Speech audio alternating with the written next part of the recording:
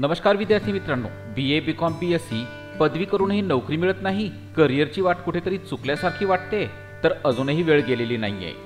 पदवीनंतर नव्या युगातील नोकरीच्या संधी देणाऱ्या MBA कोर्सेससाठी आजच ऑनलाईन नोंदणी करा। होय, कोणत्याही शाखेतून पदवी उत्तीर्ण विद्यार्थ्यांना MBA एंट्रन्स टेस्ट साठी महाराष्ट्र स्टेट CET सेलकडे दिनांक 6 फेब्रुवारी 2024 पूर्वी ऑनलाईन नोंदणी करता येते आणि आपल्या करिअरला यशाचे तोरण नक्कीच बांधता येते।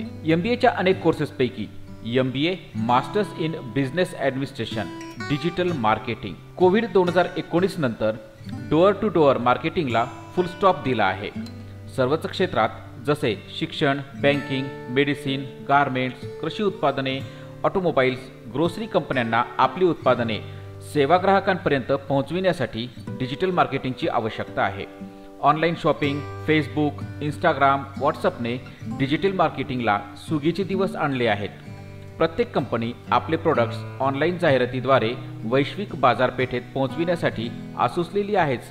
त्यातच स्पॅन्डील, फ्लिपकार्ट व ॲमेझॉन सारख्या कंपन्यांनी डिजिटल मार्केटसाठी नोकरीच्या हजारो संधी निर्माण केल्या आहेत। याच क्षेत्रात करिअरची संधी देणारा MBA इन डिजिटल मार्केटिंग हा कोर्स निवडून संधीचे सोने करा। डिजिटल मार्केटिंग एक्झिक्युटिव्ह मार्केट तसेच research analyst, branding strategist, E marketing, database administrator व ई-कॉमर्स एक्झिक्युटिव्ह या पदासाठी लाखोंचे पॅकेज देत अगदी रेड कार्पेट टाकून आपले स्वागत करीत आहे। त्याच पद्धतीने MBA masters in business administration banking and financial services भारतीय बँकिंग क्षेत्राचा अलीकडेच कायापालट झालेला आहे।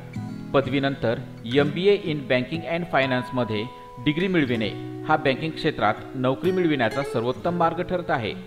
RBI, SBI, नाबार्ड तसेच फायनान्स व इन्शुरन्स कंपन्यांना जागतिक व्यासपीठ मिळाले असून या क्षेत्रात banking manager, financial adviser, portfolio manager, equity analyst, probationary officer, risk manager, account manager पदावर नोकरीच्या हजारो संधी उपलब्ध आहेत।